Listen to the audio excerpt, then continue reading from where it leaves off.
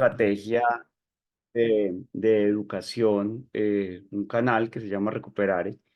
Nosotros trabajamos en el Pablo Tobón y en otras clínicas de la ciudad de Medellín.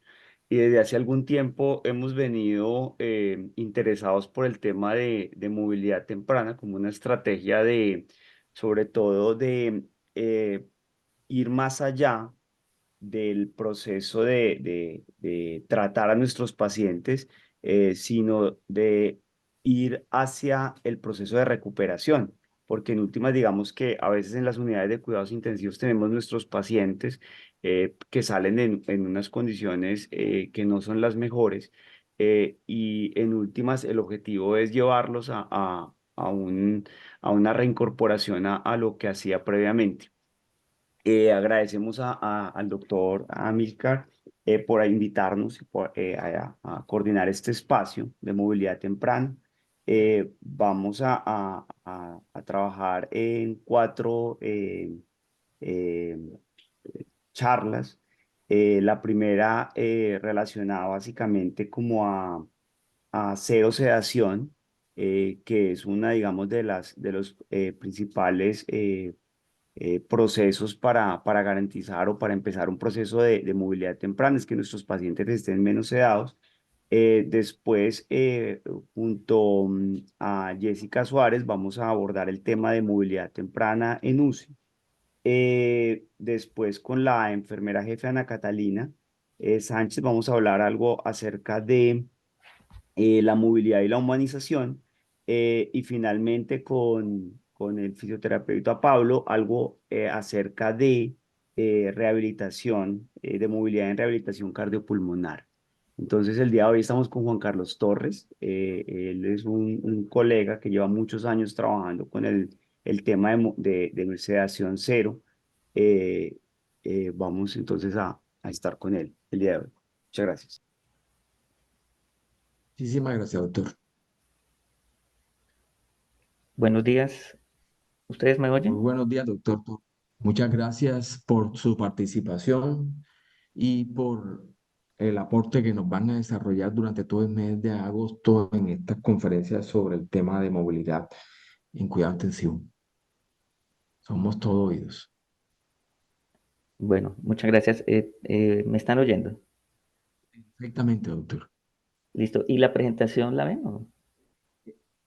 Sí, se ve. En este momento están viéndola. Sí, se está viendo la Ah, presentación. Si quiere, bueno, puede hundir donde perfecto. dice ocultar para que desaparezca el... Bueno, perfecto. Correcto. Bueno, muy buenos días. Yo soy Juan Carlos Torres, soy internista, intensivista. Y como bien lo dijo Carlos Carvajal y Carlos Pacheco, yo me desempeño como director médico de Serviusis. Es una unidad de cuidado intensivo que lleva 22 años en Río Negro, prestando los servicios de cuidado intensivo al Hospital Regional San Juan de Dios del Oriente Antioqueño, y también hago parte del grupo de intensivistas del Hospital Pablo Tobón. Aquí reconozco a mis profesores, Alonso Gómez en el Hospital San Juan de Dios y San Carlos después en Bogotá, Gabriel Montenegro, y con ellos hacemos parte de un grupo de colegas eh, pues inquietos por el conocimiento, y formamos la Academia Colombiana de Medicina Crítica. Para hablar de sedación y movilidad temprana, o más bien para no hablar de sedación, eh, tenemos que reconocer que la sedación empezó con el inicio de la ventilación mecánica y el propio cuidado intensivo. Y así como en Dinamarca, justamente, con la pandemia de polio en 1952, se agotaron los pulmones de hierro, de acero, que tenían como el modo ventilatorio, buscando algo más fisiológico, y es el doctor eh, Ibsen que empezó a diseñar la ventilación con presión positiva. La historia del cuidado intensivo y la ventilación reconocen a Bibi Ever como la primera paciente que requirió ventilación mecánica con presión positiva a través de una traqueostomía, y durante años estudiantes de medicina, enfermeras estaban al lado de la cabecera con esta paciente ventilándola. Ella salió después de 7 años de estar en la institución ya con un ventilador y sobrevivió hasta los 31 años cuando murió de una neumonía. Entonces, es así como esta frase de los mismos daneses dicen: las manos suaves se transformaron en máquinas, y para que los pacientes aceptaran esta ventilación insensible, se utilizó anestesia para sedarlos. La sedación se trasladó en cierta medida del cuidado del paciente al cuidado de las máquinas. En lugar de ajustar la ventilación y el cuidado general de los pacientes, estos se adaptaban a las máquinas y a las necesidades del departamento. Entonces, en el 2002, este estudio internacional sobre cómo ventilamos, para todos es claro que cerca del 60% de los pacientes tienen como modos ventilatorios al inicio los modos asistidos controlados, eh, con una duración de ventilación en general de 6 días en general, con obviamente patologías que pueden llegar a casi 9 días, adicionándole 5 días después al proceso de liberación, con una diferencia significativa. Y aquí vemos cómo presión soporte, que es un modo de respiración espontánea, lo utilizan muy poco, menos del 10%, tanto en el día 1, en el día 3, una semana después solo el 11%, siguiendo el modo asistido controlado, y sin duda en el SRA, pues con más razón, la presión soporte casi que a la semana no se tiene en cuenta. La mortalidad de los pacientes ventilados sigue siendo alta. ¿Y cómo ha evolucionado los modos ventilatorios? El mismo Esteban muestra sus 3 cohortes, donde el modo ventilatorio controlado y el SIMD siguen siendo en un porcentaje alto la gran mayoría de los pacientes por 1000 días, casi la mayoría en la cohorte, pero presión soporte aparece en la última cohorte del 2010 con 8.151 pacientes y cerca de 237 días de uso, empezando a mostrarse quizás con un destete más temprano y con las prácticas de interrupción diaria de la sedación. Los pacientes, de todos modos, vemos que siguen un porcentaje alto de sedación, incluso mayor para la cohorte del 2010, el 71%, que incluso es menos que los que se les ofrece pseudoanalgesia. Y con los riesgos que pueden tener entonces todos los pacientes que están sometidos a una ventilación mecánica, como reintubación, traqueostomías y demás. Los resultados entonces en estas mismas cohortes siguen mostrando que los días de ventilación mecánica, eh, hay una diferencia significativa, pero siguen siendo una estancia en UCI cercana a 7 días, con unas mortalidades también alrededor de 28 y 30. Entonces, con base en que el modo asistido controlado es el más usado en el mundo, ya muchos años, pues se generan guías para sedación y analgesia. Esta en 1996, que se actualizó en 2002, ya llevamos otra más reciente, pero en Colombia, más bien en Latinoamérica, también tenemos nuestra guía, donde una de las preguntas que se hacían es: ¿hay beneficios fisiológicos de utilizar sedación y analgesia durante la ventilación mecánica? Esto fue publicado en 2013, y donde sin duda recomendaban el uso rutinario de pseudoanalgesia en los pacientes con intubación. La razón: falta de adaptación del paciente con el ventilador podría generar algunas complicaciones.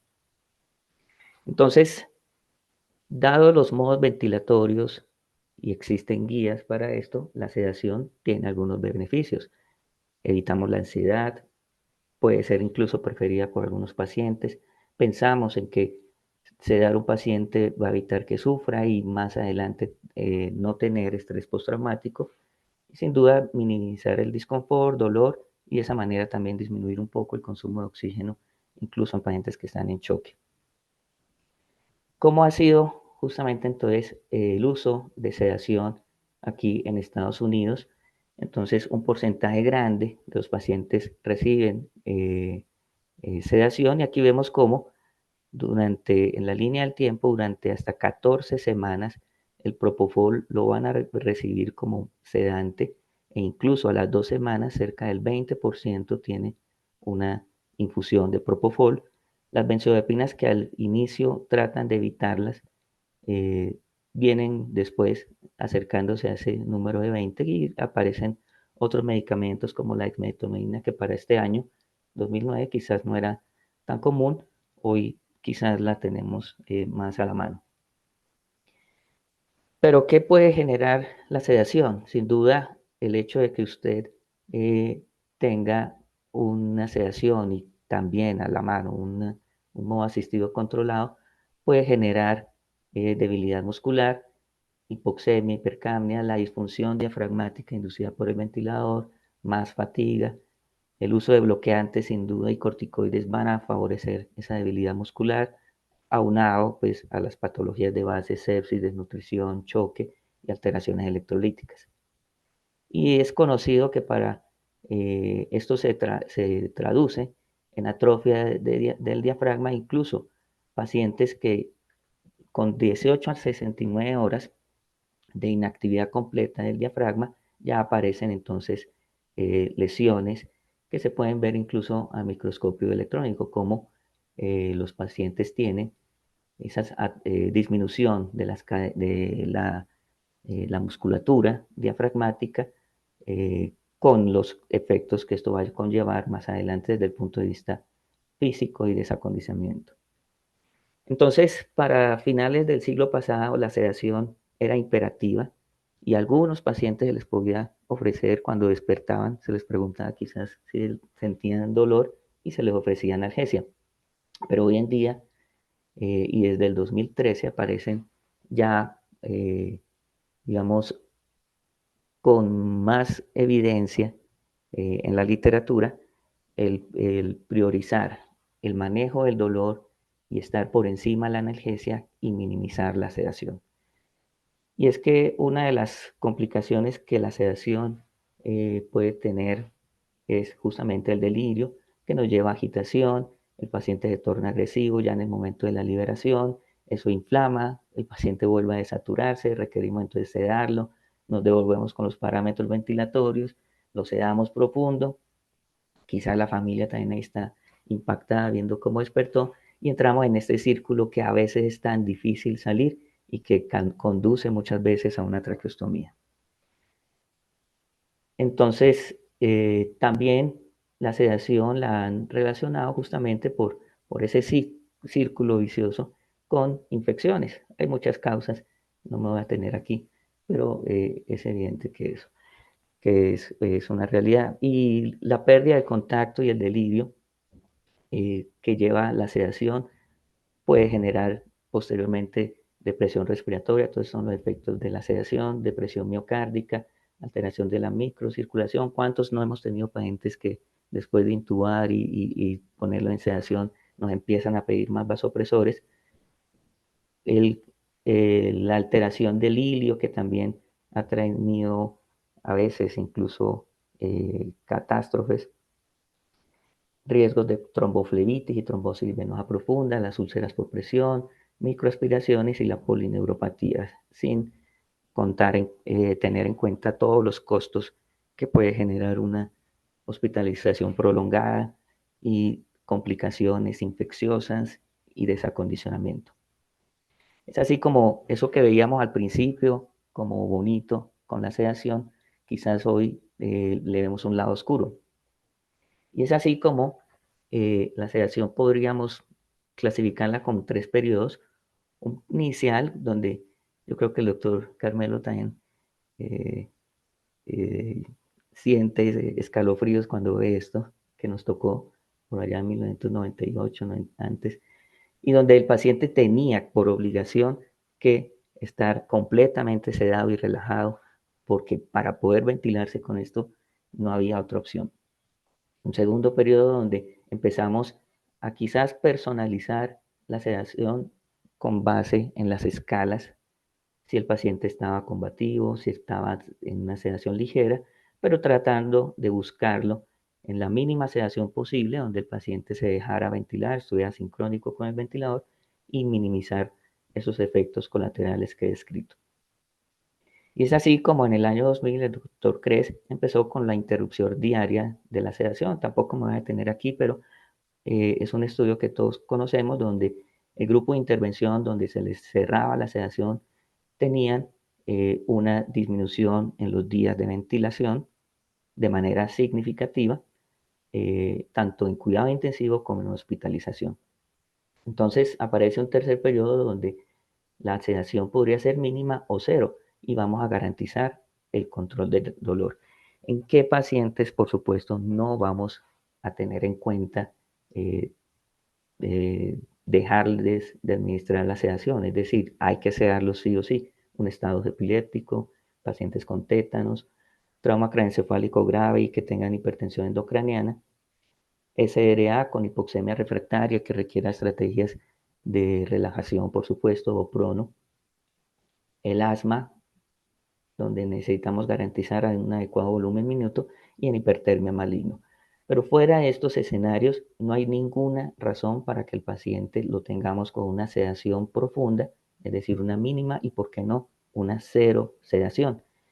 Y aparece que es quizás la mayor razón en la que mi experiencia los ha tenido, es que el que está agitado a pesar de los esfuerzos que hacemos el personal paramédico, sobre todo auxiliares de enfermería, y hoy con la presencia de familiares en las habitaciones nos pueden ayudar quizás a frenar esto. Entonces, en el 2010, el doctor Thomas Strom y Pale Toft publicaron esto, quiero que recuerden la fecha, 2010, donde 428 pacientes en su única universidad, en hospital en Odense, Dinamarca, fueron candidatos para elegir y al final hicieron un estudio donde analizaron 55 pacientes que no recibieron sedación contra 58 que sí lo hicieron en su modo tradicional. Estos pacientes, como vemos, tenían un promedio de 67 años, estaban enfermos con índices de Apache de 26 y tenían patologías sobre todo respiratorias infecciosas que muchos de nosotros en las circunstancias normales posiblemente se daban. ¿Y qué encontró? Que los pacientes 55 que no sedó tuvieron menos, más días libres de ventilación, 13.8 contra 9.6, o sea, la mitad del tiempo estaban extubados, mientras que los que se sedaban tenían más días intubados. Eso, por supuesto, se traducía en más días de cuidado intensivo y de hospitalización, con no alcanzaba significancia estadística, pero una disminución de la mortalidad en UCI y en el hospital. Los pacientes, miren que a pesar de todo, el 29% de 55 pacientes requerían traqueostomía y algunos hacían, o casi los mismos, neumonía, o sea, al ventilador. O sea, si bien estaban mostrándole al mundo que era posible tener pacientes críticos sin sedación, todavía eh, se veían las complicaciones que se podían generar del uso de la ventilación. Y como tuvo muchas críticas eso, entonces por ser una única institución, pues en el año 2020 publicaron un trabajo que hicieron desde el 2014, donde involucraron 8 unidades de cuidado intensivo, 5 de Dinamarca, 2 de Noruega y una de Suecia, con un objetivo muy, digamos, grande que impactaba mucho y era disminuir la mortalidad a 90 días. En un modelo, en un estudio, donde un grupo no iba a requerir ningún tipo de sedación, eso sí, garantizarle manejo del dolor y para eso lo hacían con morfina, y a otro grupo que iban a sedar para mantener un RAS entre -2 y -3. Aquí está cómo incluyeron entonces al final 349 pacientes y 351 en los dos grupos. Y para tristeza de algunos, no mostró diferencias significativas en el objetivo primario, que era la mortalidad a los 90 días.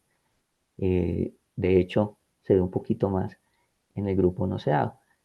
Sin embargo, los pacientes presentaban menos eventos adversos, días libres de delirio, menos tromboembolismos y también menos incidencia de lesión renal. Pero cuando uno va a la minucia del estudio, encuentra que el RAS de los pacientes que se sedaron lo cumplían entre -2 y -3, mientras que los que no se daban estaban también en -1. Es decir, los pacientes estaban con algún goteo o algún medicamento que sí generara algo de sedación para tener en un RAS de -1, del 1 al séptimo día. Y algunos pacientes, y ahí es donde de pronto hay que ver con detalle, cerca del 38% de los pacientes en los primeros días del grupo no sedado requirieron algún tipo de sedación, bolos de propofol, midazolam, por lo que ellos consideraban como agitación y delirio. Y es así entonces como la curva de Kaplan-Meier muestra que a los 90 días no hay una diferencia significativa en la mortalidad. Sin embargo, entonces sacan cosas interesantes y que nos pueden ayudar para ya entrar o contarles lo que ha sido la experiencia de los pacientes sin sedación. Y es que, ¿cuál es el impacto en el estado de conciencia y en la carga de enfermería y los costos? Ese mismo grupo entonces adelantó un estudio y con eh, sorpresa encuentra lo que decíamos, que aunque los pacientes del grupo de no sedación permanece en una escala alrededor de 0 contra los sedados de -2, y esto es una escala que utilizan particularmente en Dinamarca sobre la carga laboral, algo similar al TICE, donde la no sedación es menos carga que los pacientes que se sedaban. Y cuando se les preguntaban ya desde el punto de vista subjetivo, ustedes se sintió de pronto muy agotado teniendo un paciente sin sedación o con sedación, las diferencias no fueron significativas. Y ellos hipotéticamente van a estimar los costos diciendo que un modelo, bueno, debo advertir que tanto el estudio inicial de Strong del 2010 como este último NONSEDA manejaban una relación entre enfermera y paciente de 1 a 1, mientras que en los que tienen el manejo usual de sedación con interrupción diaria de la sedación, una relación de enfermeras de 1 a 2.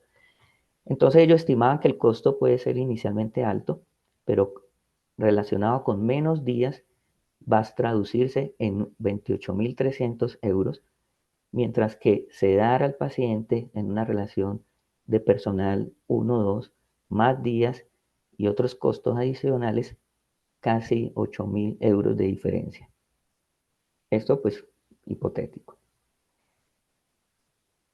Ese mismo grupo de enfermería con el non-SEA también muestra que los pacientes que no se sedan tienen menos úlceras por presión, y pues las localizaciones también en el sacro y en los talones son menos, pero sí mayores relacionados al equipo. Entonces el paciente muchas veces se inmoviliza desde el punto de vista mecánico y puede tener algunas lesiones eh, en su piel.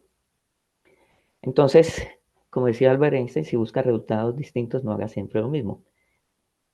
Serviusis es una empresa privada que está dentro del Hospital Regional San Juan de Dios y que, como les digo, estamos acá desde el año 2003. Yo me formé en cuidado intensivo con el doctor Alonso Gómez, quien desde el año finales del 90, 98 en el Hospital San Juan de Dios de Dios en Bogotá. Y yo digo que a veces que con una quizás razón romántica y económica es que no teníamos los recursos para tener sedados a los pacientes, entonces se optó por no sedarlos y tener personal al lado, a la cabecera del paciente. Conocemos, pues sabíamos que el San Juan de Dios, su vocación universitaria y académica, contaba con personal en educación, en formación, que podía estar pendiente del paciente, hablándole, explicándole, y de esa manera, en un modo de respiración espontánea con presión soporte, desde el día 0, después de intubarse, obviamente para intubar si se cede y se relaja, se podía iniciar una respiración espontánea y 0 sedación, garantizando analgesia con morfina. Y así trajimos ese modelo que van a ver fotos pues muy mala calidad porque estamos hablando del año 2000 donde todavía no existían celulares con cámara, pero aquí vemos un auxiliar de enfermera al lado del paciente, el paciente despierto, intubado. Ella hace su sedación, en esa época utilizábamos sedación abierta, entonces tenía que guardar la esterilidad de guantes, utilizar su bolsa donde venían empacados para tener la sonda, un proceso que generaba un tiempito, pero que ellas, las enfermeras, lo hacían y sin ningún problema. Y teniendo en cuenta que el paciente estaba completamente despierto. Esta foto del 2005, una paciente con un abdomen abierto que está sentada, intubada, fuera de la cama. Aquí se ve todavía edematizada. Entonces, ese modelo era de un auxiliar de enfermería por paciente crítico. O sea, todo paciente que estuviera intubado iba a tener una enfermera. Desde que empezamos, se empezó a involucrar al personal de enfermería en este cuento. No se imponía, sino que se les explicaba, se les decía, las acompañábamos y para ellas se volvió eso como la norma. Los pacientes deben estar despiertos. Y con tradición, porque las auxiliares de último semestre de las instituciones educativas cercanas se entrenaban entonces en la unidad, aprendían de esto. Entonces, el día que le soltaran el paciente, pues ya no iban a sentir quizás miedos o, o tener el riesgo de que el paciente podría generarle alguna complicación. Obviamente contamos con terapia respiratoria las 24 horas. Como les dije, desde el mismo momento después de intubar y que una vez el paciente, sus efectos anestésicos y relajantes pasaran, los poníamos en modo de ventilación espontánea con presión soporte y encontrábamos pues disminución de la neumonía y barotrauma y volutrauma. La paciente, la auxiliar de enfermería, esto es en nuestra sede de apartado, donde también hay 12 camas de cuidado intensivo, y la auxiliar está al lado, pues dentro del cubículo, llevando sus registros de historia clínica electrónica con un paciente que está despierto. Y miren estos ventiladores que hoy tampoco los tenemos, esa foto vieja de los BEAR, tiene varias bombas de infusión, el paciente está despierto, crítico, pero con tranquilidad la auxiliar está haciendo su labor con el paciente despierto. Otras fotos del año 2007, donde el grupo de médicos, enfermeras jefes, auxiliares de enfermería y sobre todo fisioterapia. Entonces también desde el punto de vista histórico, en Bogotá el programa de terapia respiratoria no estaba aún diseñándose como existe hoy, como bien existe y lo hace muy bien. Entonces, era a través de las fisioterapeutas las que las involucrábamos en cuidado intensivo, las hacíamos aprender de terapia respiratoria y manejo ventilatorio y de ventiladores, pero siempre garantizando que los pacientes tuvieran esa movilidad temprana, aunque sea a la cabecera, sentarlos al borde de cama, como parte de su terapia integral de cuidado intensivo. Los pacientes son conscientes de su realidad. Esta señora, recuerdo que me pedía que en sus audífonos escuchara tangos. Y la fisioterapia activa, sin duda, los beneficios que trae esto, como disminución de la estancia, de la ventilación, de la atrofia, del desacondicionamiento. Sin duda esto, el grupo de fisioterapia lo explicará más adelante.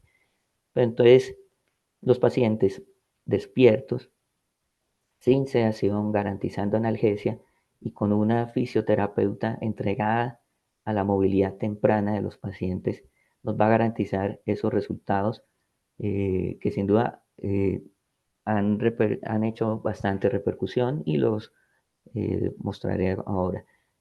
Advierto que todas las fotos y videos han sido con el consentimiento del paciente y el personal.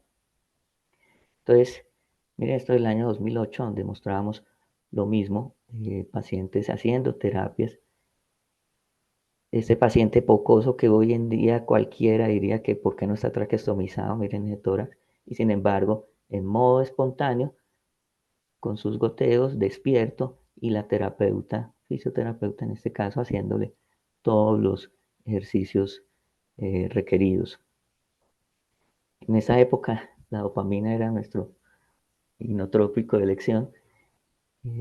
Los pacientes ahí están con dopamina, sentados fuera de cama, haciendo ejercicios, con balón, estiramientos, de, deambulando o poniéndose de pie, pasando, haciendo transferencias de cama a silla, sus ejercicios. Y esta era la señal de todos, siempre nos saludamos así, con el dedito encima, ¿cómo vamos? Bien. Eh, el paciente entonces es partícipe activo de su recuperación. Él es el que, yo siempre cuento una anécdota de un paciente que apenas llegaba la hora de la visita, lo primero que hacía era con el cuaderno que les ofrecíamos y que en él podía escribir, escribía cuánto dio el taxi. O sea, el paciente estaba en UCI, pero no se desconectaba de su realidad, de que tenía que seguir produciendo, eh, sino él, su familia. Y es eso, es activo en su recuperación, o sea, paciente quizás no, ya no como un ser pasivo, sino es activo y partícipe en todo su proceso de recuperación. Mantiene el contacto con su medio y su realidad y disminuye de esa manera la probabilidad de delirio y si hemos usado sedantes, el riesgo de abstinencia. Entonces, incluso ancianos que no veían la hora de estar en el momento de la visita, para que los vieran así, que van bien, que están sobreviviendo y que van a salir adelante. Esta foto también es icónica, donde el mismo paciente se ayuda a ventilar, está despierto, como les digo, saluda, sedante fuera de cama, otro con dopamina. Incluso en algún momento tuvimos en esta UCI neonatal y pediátrica, y con los pediatras les decíamos, ¿por qué no montarlos en eso? Y algunos nos cogieron la caña y tuvieron niños en ventilación espontánea y sin sedación dentro de la UCI pediátrica. Y están saludando niños. Bueno, nuestra compañera Ángela Henao en el año 2010 publicó este estudio donde en esta UCI se hicieron entrevistas a 6 pacientes, 6 hombres y 3 mujeres que tenían las condiciones mentales sobre qué sintieron cuando estuvieron intubados sin sedación. Y traigo aquí el abstract, pero el estudio es muy bonito, está a disposición libre. La ausencia de sedación durante estancia en la UCI fue asociada por los pacientes con una menor gravedad de la enfermedad y riesgo de muerte. Al estar despiertos les permitió participar en su propio proceso de enfermedad y colaborar con el tratamiento. Los pacientes participantes valoraron positivamente la experiencia de estar sometidos a ventilación mecánica sin efectos de sedación. Entonces se iban tumbando mitos, donde primero que el paciente no puede estar crítico ventilado sin sedación, donde que el reflejo nauseoso y el tubo puede estar generando tos, asincronías. Cada vez vemos que eso no es real y que además el paciente que está sin sedación lo ve como una experiencia que no es traumática y que incluso había una pregunta que si usted volviera a estar en UCI, seguiría prefiriendo estar así o sedado y todos respondían que sin sedación. Entonces miren, pacientes críticos, ¿ves? En las arcas y sin embargo el saludo con esos ver. Entonces en el año 2011 en el Congreso Panamericano de Cuidado Intensivo, Panamericano, nosotros llevamos justamente esa experiencia en este póster donde se titulaba Ventilación mecánica espontánea con presión soporte, modelos críticos, y donde relacionábamos además un modelo de perfusión tisular. Bueno, este estudio, bueno, yo debo decir que lastimosamente cuando exponíamos este póster, lo primero que nos decían era, eso es imposible. O sea, usted me está mintiendo. Usted tiene esta cohorte de pacientes 360, sin sedación. No, usted me está echando mentiras. Entonces, ¿qué resultados tuvimos? Aquí vemos cómo al final 250 pacientes, que fueron los que mostramos, con estas patologías, choque séptico abdominal, que fue lo que más, el porcentaje mayor, seguidos de choque séptico pulmonar, neumonías, politrauma, el EPOC exacerbado, diferentes patologías. Les calculábamos entonces un promedio de edad de 52.2 años que duraron 8.8 días ventilados. O sea, si nos devolvemos a lo que mostraba Storm o lo que muestran los otros modelos, nosotros tenemos 20 o 19 días libres de ventilación a los 28 días.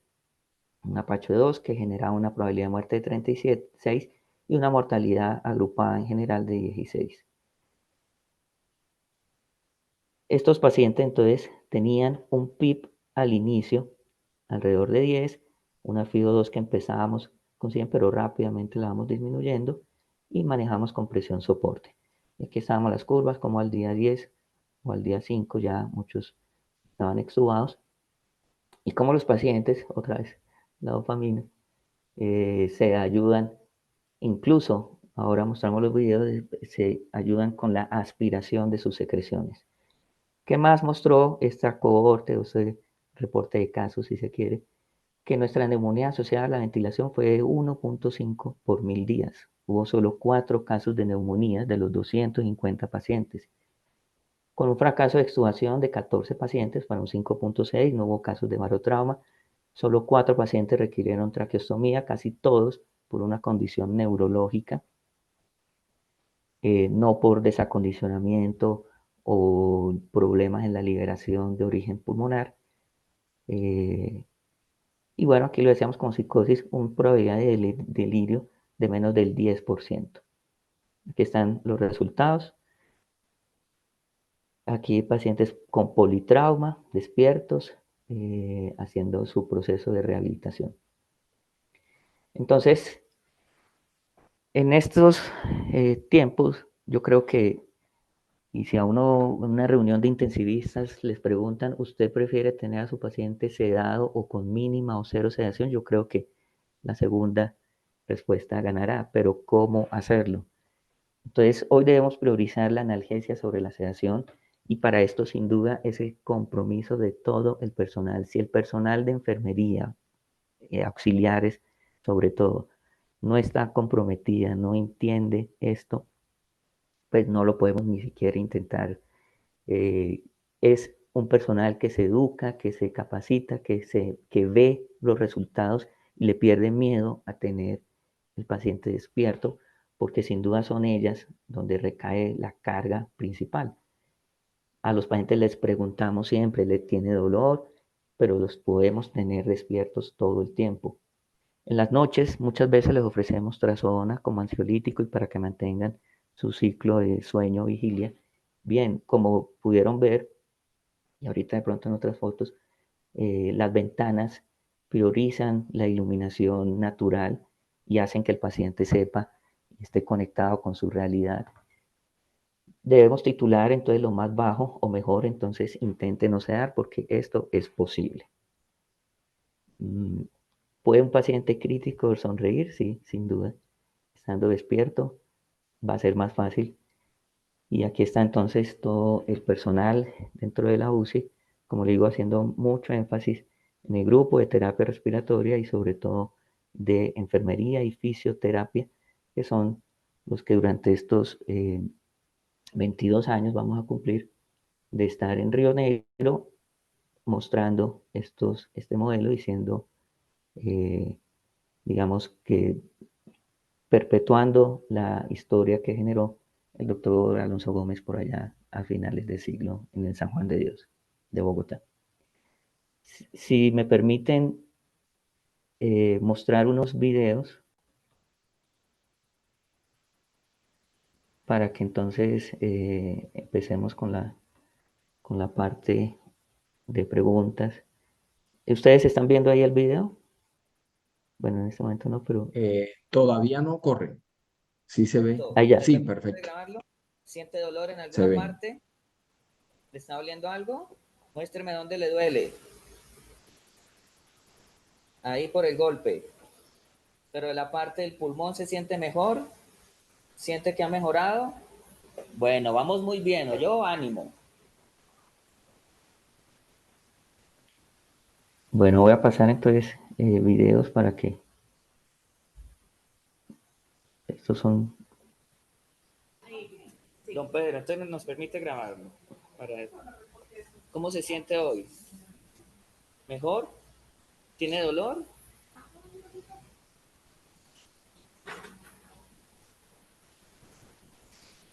Y estamos haciendo la curación. Vamos mejor, ¿listo? Ánimo. Salúdenos dando ánimo. Eso es, muy bien. Vamos.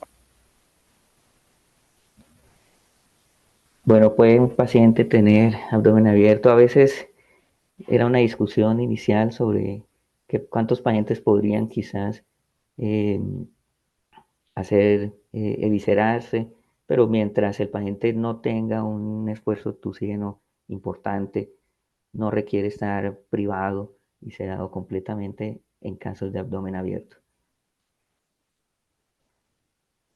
Bueno, aquí otra paciente fuera de cama en el momento de la visita, donde pues es un momento donde el familiar y su paciente, ahí recuerdo que en su religión hacían sus oraciones. La paciente sabe que puede tener algo de ciadorrea y la dilución puede disminuirse, pero para eso tiene su servilletica.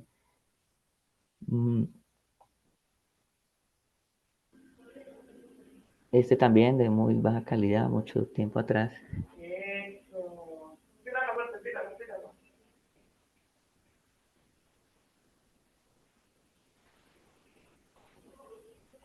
Tíralo, fuerte.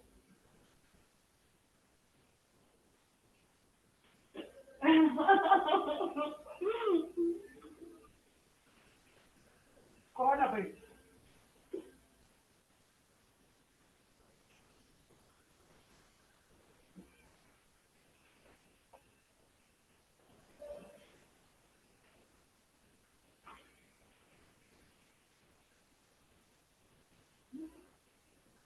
Bien. Tírela. Hoy estás escuchando mucho. Dale, tírala. Hoy estás escuchando mucho.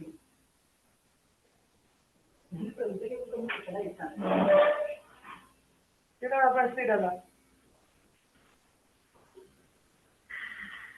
Ahorita. Tíramela, pues. Bien. Bueno, este es el video del paciente en la foto, donde ¿por qué no nos podemos A ver, cuando la acaba de meter, le un dedo aspirar? verde y lo saca. Al segundo lo tosan. Eso, y lo saca. Con ese hundidito. Deja el hundido. Eso. Esa la guica. Al menos, estoy buscando que de dónde. Ah, me dañaste el video. Se me metió la foto. Él también se va a ver.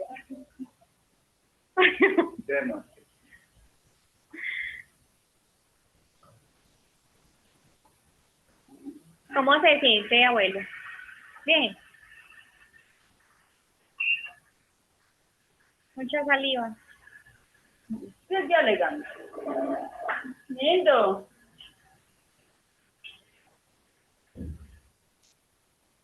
Bueno, en otros casos, este paciente, esto ya quizás no es novedoso. ¿Qué vamos a hacer con Guillermo?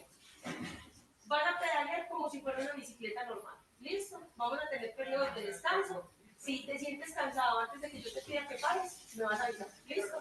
Entonces empieza a pedalear. Eso. Tranquilo. Exactamente, muy bien. Si puedes hacerlo. A ver, ¿está muy duro? No, está suave. Eso. Si puedes adelantar un poquito. Este video muestra el trabajo en equipo donde está la terapeuta, la enfermera y el paciente crítico aún, y cómo esto lo hacen de rutina, no es como si fuera algo pues para el video. Esto era en el año 2008.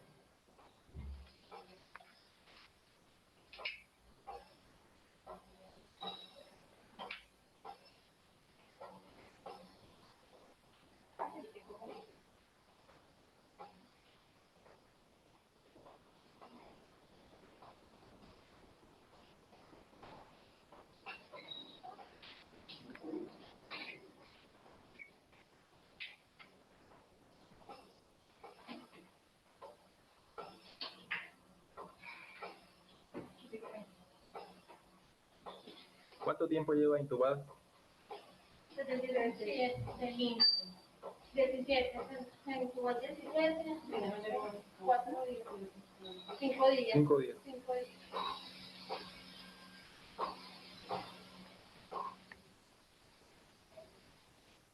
Bueno, ese video donde una persona le ofrecen un juguito de caja, pues lo vamos a ver ahorita con más detalle. Aquí era para mostrar que es un paciente que tiene una condición pulmonar donde tiene 10 de PIB, presión soporte de 14, FI2 de 45. Aquí estamos viendo que satura aún 94.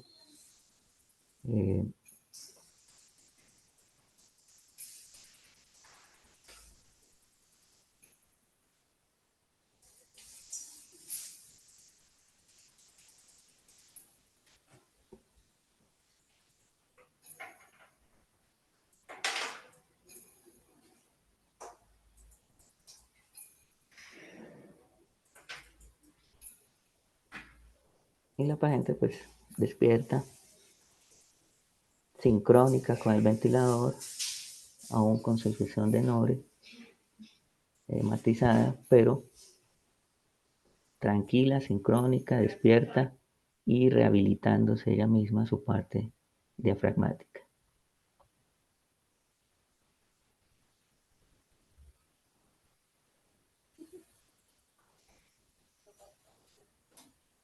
No, ni mira servilleta. Ahorita le paso la agüita. Año 2012.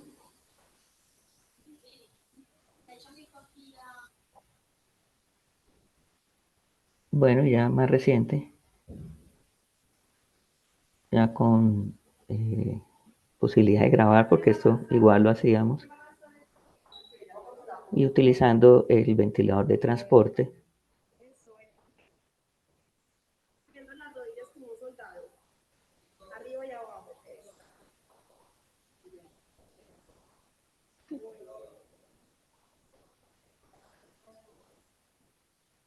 Por allá me escuchaba. Bueno, videos ya con deambulación, más ejercicios activos. Bien, arriba y abajo. Muy bien. Fuérmame ese cuello. A los laditos. Y estoy diciendo no. Dígame no. No. No. Así. Hombros. Arriba y abajo en los hombros. Arriba y abajo en los hombros.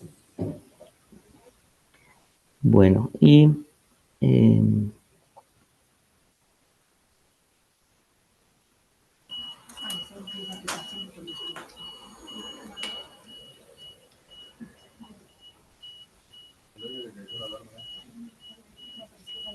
pues salen de la habitación y ambulan a la isla o la estación central, donde el personal pues hace su revista o ronda.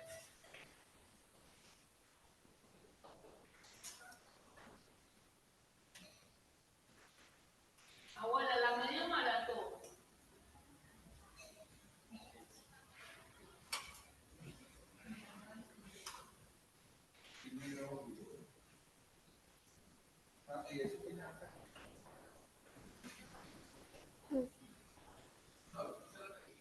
Bueno, el video yo creo que era este, donde el paciente se le ofrecía, no,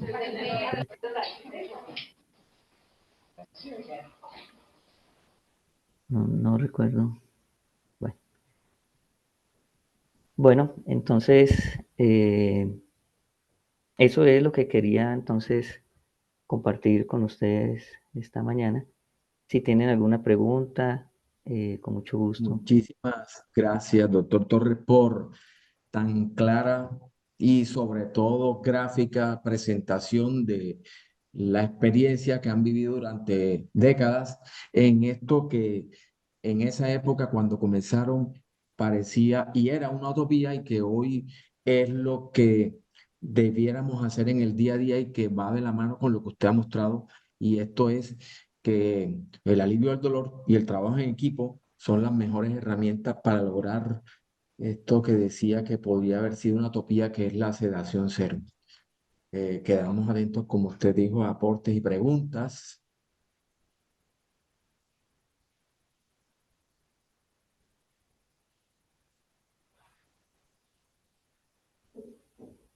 En el chat de la reunión quedó el link de YouTube donde la conferencia va a quedar montada para apreciar más adelante todo lo que el doctor Torres ha mostrado con su experiencia.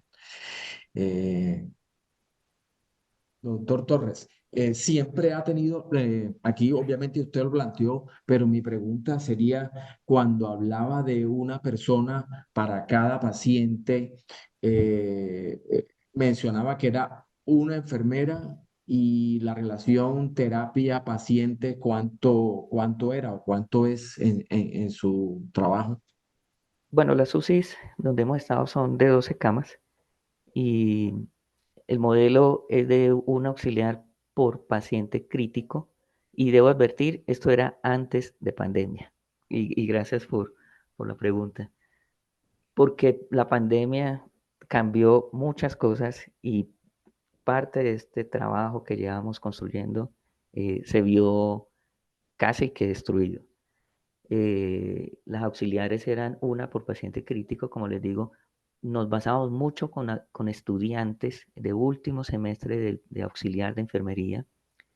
La terapeuta es una por los de respiratoria, una por los 12 cubículos, con presencialidad pues las 24 horas, igual que el intensivista, y terapia física es de 8 horas, de la mañana a Ok. 4 de la tarde, de lunes a viernes, ocasionalmente los sábados. Pero le quería comentar que lastimosamente pandemia nos enfrentó a un evento completamente distinto, donde el paciente por miedos y por su SRA grave requerían entonces sedación, pronarse, y el temor de estar, como vimos en una diapositiva, al lado del paciente, sino que teníamos que estar por fuera, el temor de entrar al cubículo y estar en contacto con él también imponía esa posibilidad de no tenerlos sedados. Y entonces, hoy en día, y también por la disminución del recurso humano. Entonces, hoy este modelo no es actualmente así. Tenemos un auxiliar por 2 pacientes, donde procuramos que entonces tenga un paciente extubado y el otro intubado. Eh, los espacios están diseñados también para que el auxiliar pueda tener la presencialidad y la vigilancia del cuidado de los dos. Instituciones como por ejemplo el Pablo Tobón permite que el familiar esté acompañándolo durante las 24 horas y puede por momentos permanecer, ayudar sin duda con la indicación que damos los profesionales y las enfermeras, disminuyendo un poco esa carga, porque en el Pablo Tobón también es un auxiliar por 2 pacientes.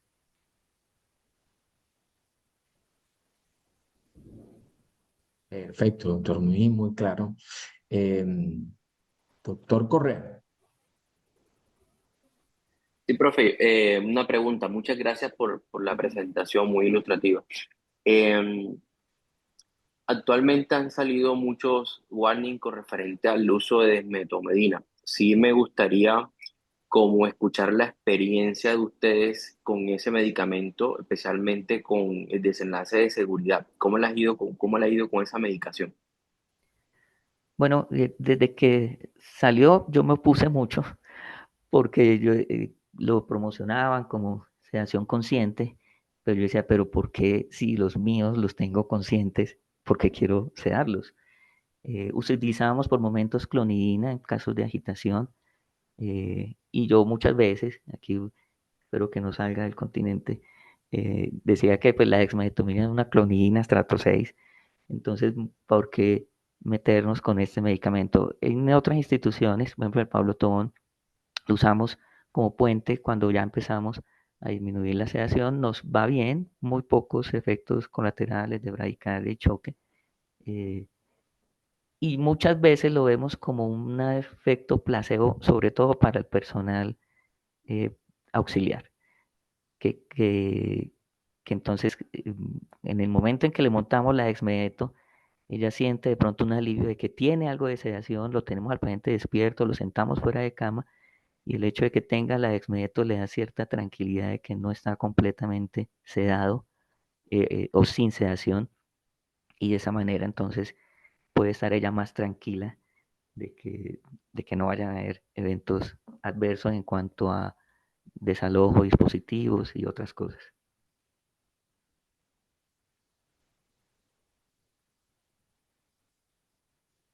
Muchísimas gracias. Creo que Muchas gracias. habiendo cumplido con el tiempo y de verdad, doctor Torres, agradezco por lo gráfica de su presentación y el aporte de los videos. Ha dejado claro que la teoría era bien